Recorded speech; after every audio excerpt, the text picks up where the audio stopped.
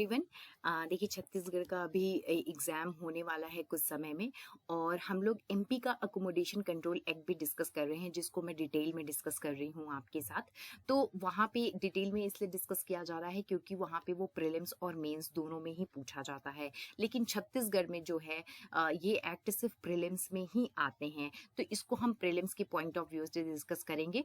बहुत छोटा सा एक्ट है और आप इसमें अच्छे से नंबर स्कोर कर सकते हैं, जैसे 4 से 5 क्वेश्चन 100 क्वेश्चंस में से पूछे जाते हैं। तो चलिए आज इसको हम देखते हैं। यहाँ पे मैं सबसे पहले आपको बता दूं कि टोटल 14 सेक्शंस हैं, 14 सेक्शंस हैं और ये किसी पार्ट्स या चैप्टर में डिवाइडेड नहीं है। टोटल यहाँ पे जो शेड्यूल दिए गए हैं वो 4 हैं और इसका डेट ऑफ इन्फोर्समेंट जो है वो सेक्शन 1 में दिया गया है, जहाँ बताया गया है कि जिस दिन ये ऑफिशियल गैजेट में पब्लिश हुआ, तो इसका ऑफिशियल गैजेट में जो पब्लिकेशन डेट है वो है 6/11/2012, मतलब कि 6 नवंबर 2012। ये डेट यहाँ पे इंपॉर्टेंट है, आप इसको जरूर देख लीजिए। अब आ जाइए सेक्शन 2 पे। सेक्शन 2 जो है वो डेफिनेशन वाला सेक्शन है। यहाँ पे कुछ इंपॉर्टेंट वर्ड्स हैं जिनको डिफाइन किया गया है, तो आइए उसको हम देखते हैं। इसका क्लॉज 1 देखिए, यहाँ पे ए बी और सी वाला यूज नहीं किया गया है, डेफिनेशन में 1 2 यूज किया गया है, तो इसका भी आप ध्यान रखिएगा। अब अकोमोडेशन को देख लीजिए, तो ये मोर ओवर वही है जो हमने एमपी अकोमोडेशन में डिस्कस किया था। बिल्डिंग और बिल्डिंग का कोई पार्ट जो रेसिडेंशियल हो या नॉन रेसिडेंशियल हो, मतलब कॉमर्शियल पर्पस के लिए हो सकता है, जिसको लीज पे दिया हो लैंडलॉर्ड ने टीनेंट को, और इसमें open space, staircase, grounds, garden, garage और सारी फैसिलिटीज और एमिनिटीज जो है वो इंक्लूड होंगी और वो लैंड एग्रीकल्चर पर्पस के लिए यूज ना होता हो। आपसे ये जो पूरा का पूरा डेफिनेशन है, इस वर्ड से ही कुछ पूछे जाएंगे क्वेश्चंस में, इसके बाहर कुछ नहीं पूछा जाएगा आपसे। इसके बाद एग्रीमेंट पे आ जाइए, जो क्लॉज 2 में डिफाइन किया गया है, और इसमें सबसे इंपॉर्टेंट चीज है कि रिटन एग्रीमेंट एग्जीक्यूट होना चाहिए लैंडलॉर्ड और टेनेंट के बीच में। ये चीज फिर यहाँ पे इंपॉर्टेंट है। इसके बाद देखिए हैबिचुअल डिफॉल्टर को यहाँ पे डिफाइन किया गया है, जो थोड़ा सा अलग है इस एक्ट में, क्लॉज 4 में, कि अगर टेनेंट जो है वो 12 महीने के पीरियड में 3 या 3 से ज्यादा बार रेंट या कोई भी ड्यूज को देने में अगर फेल हो जाता है, तो हम उसको हैबिचुअल डिफॉल्टर कहते हैं। अब ये जो पीरियड दिया है 12 महीने का और 3 और मोर ओकेजन दिया गया है, ये आपको दोनों चीजें यहाँ पे याद रखनी है। फिर आ जाइए लैंडलॉर्ड पे, जो क्लॉज 5 में है। यहाँ पे वही है जो एमपी एकोमोडेशन में था, वैसे ही सेम है कि जो पर्सन जो है वो रेंट रिसीव कर रहा है या एंटाइटल्ड है रिसीव करने के लिए, जैसे आपके मैनेजर या एजेंट होते हैं, वो अपने अकाउंट पे ले या किसी और के बिहाफ पे ले या किसी अदर पर्सन के बेनिफिट के लिए भी ले सकता है, जैसे गार्डियन होते हैं, और या एज अ ट्रस्टी गार्डियन और रिसीवर। देखिए यहाँ पे ये लिखा हुआ है, तो ये इनको जो है हम लैंडलॉर्ड कहते हैं। इसके बाद 9 में रेंट को डिफाइन किया गया है। इसका मतलब है कि कंसिडरेशन जो टेनेंट लैंडलॉर्ड को देता है उस एकोमोडेशन के लिए, जो एकोमोडेशन वो यूज कर रहा है। इसके बाद 13 में एक सोशल न्यूसेंस दिया गया है, ये भी अलग एक देखने को आपको मिल जाएगा। यहाँ पे है कि अगर टेनेंट फ्रीक्वेंटली उस एकोमोडेशन को ऐसे यूज कर रहा है या जो ऐसे एक्ट कर रहा है जो सीरियल नंबर 10 शेड्यूल 4 के सीरियल नंबर 10 में दिया गया है, उसको हम सोशल न्यूसेंस कहेंगे। तो आपको ये वाली चीज यहाँ पे फिर से याद रखनी है। इसके बाद आ जाइए टेनेंट को डिफाइन किया गया है 14 क्लॉज में। यहाँ पे कोई भी पर्सन जो रेंट पे कर रहा है या जिसके बिहाफ पे रेंट पे किया जा रहा है, और इसमें वो पर्संस इंक्लूड होंगे जो टेनेंसी टर्मिनेट होने के बाद भी उस एकोमोडेशन के पोजीशन में कंटिन्यू कर रहे हैं। ये इंपॉर्टेंट लाइन है यहाँ पे। लेकिन यहाँ पे वो टेनेंट इंक्लूड नहीं होंगे जिनके इविक्शन का ऑर्डर पास किया गया है। तो आप ये दोनों चीजें भी ध्यान से याद रखिएगा, ये दोनों इंक्लूड होते हैं। इसके बाद आ जाइए सेक्शन 3 की बात करते हैं हम। सेक्शन 3 में जो है वो एग्जेम्पशन दिया गया है कि ये जो एक्ट है वो कहाँ पे अप्लाई नहीं होगा। तो देखिए, अगर गवर्नमेंट के द्वारा कोई अकोमोडेशन यूज किया जा रहा है या गवर्नमेंट कॉर्पोरेशन या बोर्ड के द्वारा, वहां पे ये एक्ट अप्लाई नहीं होता, ये एग्जेम्प्टेड होते हैं, या अगर कोई पब्लिक इंटरेस्ट में अकोमोडेशन है तो। उसके बाद सेक्शन 4 जो है वो टेनेंसी एग्रीमेंट की बात करती है। तो सबसे पहली इंपॉर्टेंट चीज की एग्रीमेंट राइटिंग में होनी चाहिए। और इसमें एक प्रोवाइजो दिया गया है कि अगर लैंडलॉर्ड और टेनेंट फेल हो जाते हैं इन जो रिक्वायरमेंट्स हैं इनको कंप्लीट करने में, तो वो लैंडलॉर्ड और टेनेंट क्या होंगे, सेपरेटली पर्टिकुलर्स फाइल करेंगे उस टेनेंसी के रिगार्डिंग। ये एक प्रोवाइजो दिया गया है। उसके बाद आप आ जाइए सेक्शन 5 पे। तो सेक्शन 5 में रेंट क्या होगा, तो वही रेंट पेएबल होगा जो रेंट इन दोनों ने मिलकर के एग्री किया है, लैंडलॉर्ड और टेनेंट ने। लेकिन यहाँ पे एक इंपॉर्टेंट चीज दी गई है कि इसमें जो एमिनिटीज का चार्जेस होता है वो इंक्लूड नहीं होगा। मतलब इलेक्ट्रिसिटी या वाटर से रिलेटेड जो चार्जेस हैं वो इंक्लूड नहीं होगा उस रेंट में, अगर इन्होंने सेपरेटली उसके लिए कोई एग्रीमेंट नहीं किया है। इसके बाद 6 में आ जाइए जहां पे रेंट कंट्रोल ट्राइब्यूनल के कॉन्स्टिट्यूशन की बात की गई है। तो कौन कॉन्स्टिट्यूट कर सकता है ट्राइब्यूनल को, तो सबसे पहली बात कि स्टेट गवर्नमेंट जो है वो कॉन्स्टिट्यूट करेगा tribunal in terms of article 323 of the constitution.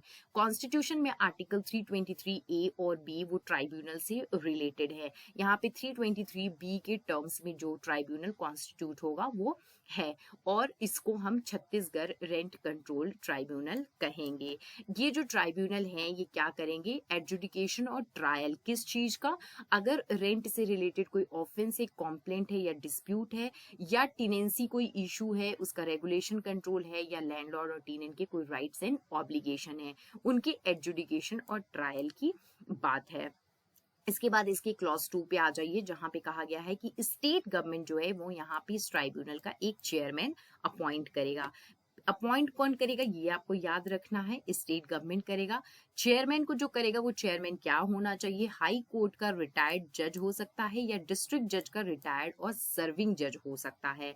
तो ये दोनों चीजें जो मैंने अंडरलाइन की हैं उसको आप ध्यान से देखिए, क्योंकि इसमें से क्वेश्चंस तो प्रीलिम्स में आ सकते हैं। इंपॉर्टेंट चीज है, अगर हाई कोर्ट की बात आती है तो सिर्फ रिटायर्ड जज, और डिस्ट्रिक्ट जज की बात आएगी तो रिटायर्ड और सर्विंग दोनों हो सकता है, not below the rank of super time scale. ये चीज यहाँ पे फिर से एक इम्पॉर्टेंट है। अदर मेंबर्स जो भी गवर्नमेंट को लगता है इफ इट थिंग्स फिट तो वो अपॉइंट कर सकते हैं। उसके बाद देखिए स्टेट गवर्नमेंट जो है यहाँ पे ऑफिसर को एज अ रजिस्ट्रार अपॉइंट करेगा। स्टेट गवर्नमेंट ही यहाँ भी अपॉइंट करता है, और वो रजिस्ट्रार जो है वो सिविल जज क्लास 1 के कार्डर से नीचे का नहीं होना चाहिए, या डिप्टी सेक्रेटरी के रैंक से नीचे का नहीं होना चाहिए। ये भी दोनों चीजें जो मैंने यहाँ पे अंडरलाइन की हैं इनको आपको ध्यान से देखना है। किसकी बात की जा रही है, रजिस्ट्रार के अपॉइंटमेंट की बात की जा रही है। इसके बाद आप इसकी क्लॉज 6 पे आ जाइए। यहाँ पे कहा गया है कि जो ट्राइब्यूनल है उसका हेडक्वार्टर कहाँ पे होगा, रायपुर में होगा। ये मोस्ट इंपॉर्टेंट चीज है, बहुत ध्यान से देखिए। बाकी अदर प्लेसेस पे भी फिक्स कर सकता है state government by notification. Section 7 पे आ जाइए जहाँ पे रेंट कंट्रोलर के अब एस्टेब्लिशमेंट की बात करेंगे। अभी हमने किसकी बात की, ट्राइब्यूनल की, अब कंट्रोलर की बात करते हैं। तो देखिए हर डिस्ट्रिक्ट के लिए स्टेट गवर्नमेंट यहाँ पे ज्यादातर जो अपॉइंट कर रहा है वो स्टेट गवर्नमेंट ही है, आप इसको ध्यान रखिएगा। एक या एक से ज्यादा ऑफिसर को जो डिप्टी कलेक्टर के रैंक से नीचे ना हो।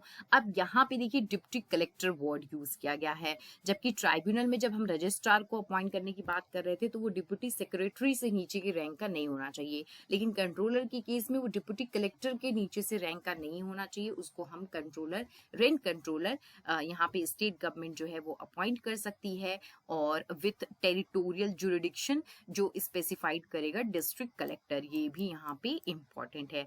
इसका क्लॉज 2 देखिए सबसे ज्यादा इंपॉर्टेंट है, जिसको मैंने ब्लू कलर से हाईलाइट किया है, वो ये कि रेंट कंट्रोलर जो है वो रेंट कंट्रोल ट्राइब्यूनल के सबऑर्डिनेट होगा। तो अगर आपसे क्वेश्चन में पूछा जाए कि रेंट कंट्रोलर किसके सबऑर्डिनेट होता है तो ये चीज यहाँ पे दी गई है। इसके बाद आ जाइए इनके पावर और फंक्शंस की बात करते हैं। रेंट कंट्रोलर की पावर एंड फंक्शंस की बात करते हैं तो इनके देखिए पावर फंक्शंस में क्या क्या इंक्लूड है, रिकाउंसलिंग इंक्लूड है, जो लैंडलॉर्ड और टेनेंट के बीच में डिस्प्यूट्स होते हैं उसके रिगार्डिंग, ये उनके राइट्स को सिक्योर करने का पावर भी रखते हैं, और अगर उनके कोई ऑब्लिगेशंस हैं लैंडलॉर्ड और टेनेंट के तो उसको इन्फोर्स कराने का पावर भी इनके पास में है। जितनी भी प्रोसीडिंग्स होंगी रेंट कंट्रोलर के सामने वो सब 6 महीने के अंदर कंक्लूड होनी चाहिए। ये फिर यहाँ पे एक इंपॉर्टेंट चीज जो टाइम पीरियड दिया गया है आपको याद याद रखना है, ये क्वेश्चन में पूछा जा सकता है। तो 6 महीने के अंदर कंक्लूड होनी चाहिए।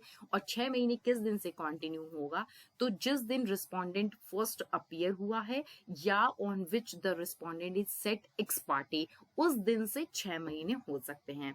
तो ये दोनों चीजें कि किस दिन से होंगी ये भी आप देख लें। अब आ जाइए 10 पे, जहाँ पे ट्राइब्यूनल और कंट्रोलर दोनों के प्रोसीजर दिए गए हैं कि वो कौन सा प्रोसीजर फॉलो करेंगे। तो सबसे इंपॉर्टेंट चीज कि जो सिविल प्रोसीजर कोर्ट के प्रोसीजर्स हैं उससे ये बाउंड नहीं होते हैं, लेकिन नेचुरल जस्टिस का प्रिंसिपल इन पे अप्लाई होगा और ये अपने खुद का प्रोसीजर रेगुलेट करने का पावर भी रखते हैं। और इनके जो पावर्स हैं वो सेम होंगे जो सिविल कोर्ट्स के होते हैं अंडर सीपीसी। सीपीसी में जो सिविल कोर्ट्स के पास में पावर है वही सेम पावर जो है वो कंट्रोलर और ट्राइब्यूनल के पास में भी है। और इनके देखिए कुछ कुछ जो प्रोसीजर और दिए गए हैं, जैसे वो समनिंग कर सकते हैं, अटेंडेंस इन्फोर्स कर सकते हैं, और डिस्कवरी और प्रोडक्शन ऑफ डॉक्यूमेंट है, डिसीजन का रिव्यू है, कमीशन इशू कर सकते हैं किसी डॉक्यूमेंट और पर्सन विटनेस को एग्जामिन करने के लिए, और ये डिसमिस कर सकते हैं पिटीशन को फॉर डिफॉल्ट और deciding it x party. X party अगर डिसाइड हुआ है, और किसी भी ऑर्डर ऑफ डिसमिसल को भी सेटिसाइड कर सकते हैं किसी डिफॉल्ट के लिए, या वो ऑर्डर एक्स पार्टी हुआ है पास तो। Bringing legal representative on record या कोई भी अदर मैटर जो प्रिस्क्राइब्ड हो, ये भी इनके प्रोसीजर में है और इससे भी क्वेश्चंस बन जाते हैं, बन सकते हैं, तो आप इनको ध्यान से देख लीजिए।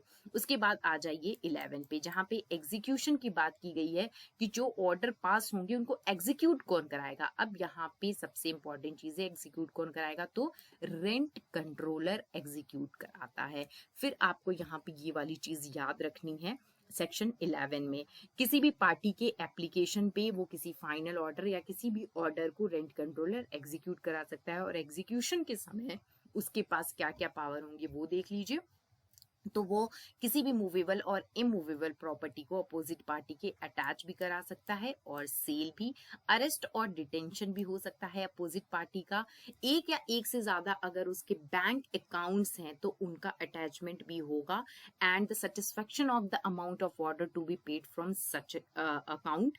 और यहाँ पे अगर सैलरी या गवर्नमेंट सर्वेंट है और उसको कोई अलाउंस मिलते हैं, nationalised bank, local authority, corporation और गवर्नमेंट कंपनी का अगर कोई एम्प्लॉय है तो उसके भी यहाँ पे सैलरी और अलाउंस जो है वो अटैच हो सकते हैं।